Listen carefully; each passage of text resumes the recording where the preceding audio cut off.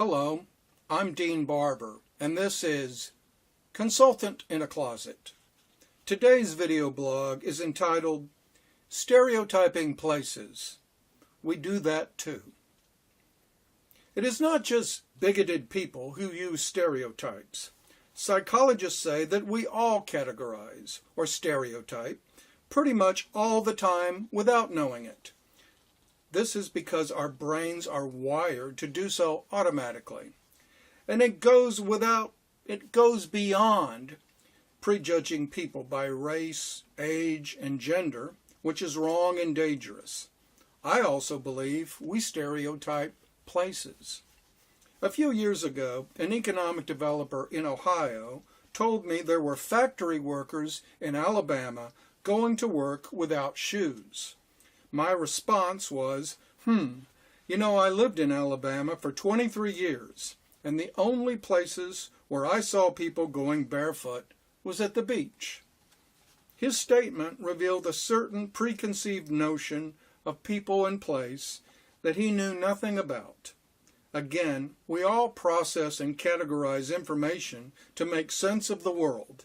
Never mind that many of our assumptions make absolutely no sense at all. I do economic development consulting for communities and site selection consulting for companies. And even I catch myself making negative stereotypical judgments on places, even places that I think I know and like. More on that later. Back in July, I wrote a blog about attempts to pass a bathroom bill in Texas regulating which public restrooms transgender people were allowed to use. The bill failed because of the business community's opposition to it. The 4,000-member Texas Association of Business called the bill unnecessary and discriminatory legislation that could hurt economic development. Testifying last week before the House Select Committee on Economic Competitiveness, Dallas Mavericks owner Mark Cuban summed up the testimony of several business leaders at the hearing succinctly. I could care less where you pee. For reasons that I don't fully understand, my blog from July has been getting a lot of hits lately. Just last week, one person posted remarks on LinkedIn which began with, quote, Texas and Alabama may be the worst. I pondered her opening statement. What did she mean by that?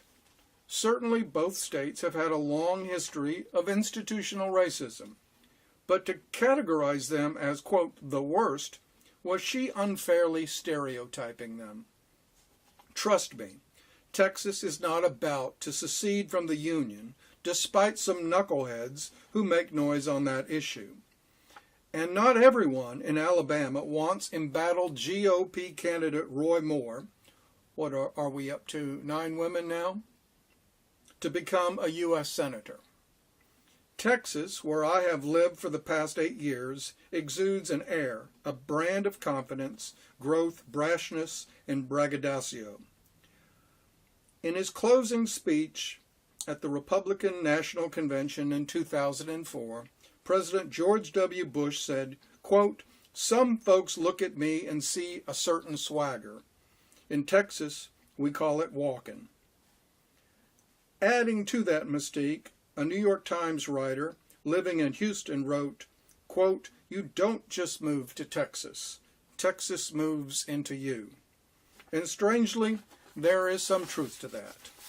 Of course, you could rightly argue that all places where we live influence our beliefs to some degree, but Texas, once an independent country, the Republic of Texas, 1836 to 1846, does this in spades. Texas fosters an image of exceptionalism to the degree that some of us actually begin to subscribe to the myth. I have done so by occasionally wearing cowboy boots with a suit while traveling back east. I know, it is crazy. I even own a hat and a belt plate the size of a dinner platter, although I do not wear either in public. But the point is that I could play up the stereotype of being a Texan. I left Alabama about 10 years ago, and despite its shortcomings, and all places have them, I have mostly fond memories of the 23 years that I lived there. It's a physically beautiful state. The threat of being viewed through the lens of a negative stereotype, or the fear of doing something that would inadvertently confirm that stereotype, seems ever present in Alabama. 50 years ago, it was the state's shameful history during the Civil Rights Movement. Today, it is GOP candidate Roy Moore, an embarrassment if there ever was one. Tomorrow, who knows what or who it will be, but it will be something. The mere existence of Roy Moore confirms in some people's minds that Alabama is a backwards place. That is confirmation bias in a nutshell, and we all have it to some degree. Damn the facts, we believe what we want to believe, which is precisely why many people will vote for Roy Moore. Economic developers in Alabama, those charged with assisting a rising tide that will lift all boats, cringe at the thought of having to explain or defend the indefensible, proving that both current affairs and history can be a real bitch. And yet, despite all that, Alabama has done pretty well in attracting blue-chip companies from all over the world. At least some have not been scared off, although there is no telling as to the number of lost opportunities, companies that might have come to Alabama, but did not because of its image. Still, more than 300 aerospace companies operate in the state, including industry giants such as Airbus, which now produces passenger jets at a new $600 million manufacturing facility in Mobile. Boeing, Lockheed Martin, GE Aviation, Raytheon, and GKN Aerospace also manufacture in the state.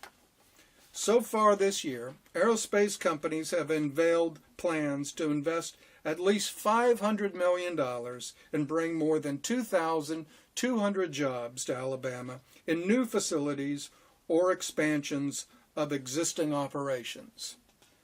Alabama's automotive industry was effectively born in 1993 when Mercedes-Benz announced plans to open its only U.S. assembly plant near Tuscaloosa.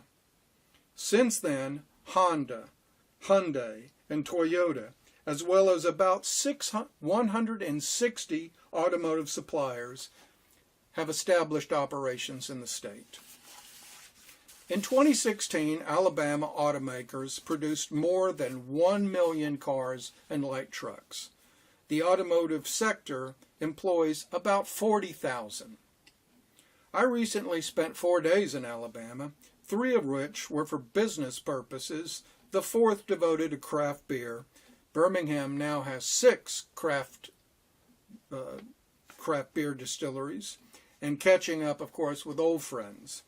Ostensibly, I came back to give a speech to stakeholders of the Lake Martin Area Economic Development Alliance, which encompasses Tallapoosa and Coosa counties. From my time there, I saw a lot of good things and met a lot of good and talented people. I saw a surprising amount of physical infrastructure dedicated to manufacturing, as well as a depth of vocational training in the industrial skilled trades, which I consider the backbone jobs to manufacturing. I was not so surprised to see a very pretty lake there, Lake Martin, with its $1 million plus homes. It is nice to have. I will not go into great detail, but much of the physical infrastructure that exists today is the result of Russell Brands, now headquartered in Bowling Green, Kentucky, as a wholly owned subsidiary of Berkshire Hathaway.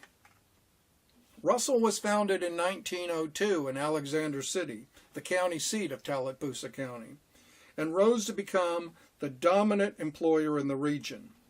By 1990, the company had become the top manufacturer of athletic uniforms in the United States and was operating 13 sewing plants outside of Alexander City that employed 15,000 workers. At that time, I was a business reporter, later to become the business editor of the Birmingham News. I vaguely remember interviewing John Adams, then president and CEO of Russell. Later, when I worked at the Economic Development Partnership of Alabama, it was understood that you did not take an industrial prospect to Alexander City because it was a company town, Russell country, lock, stock, and barrel.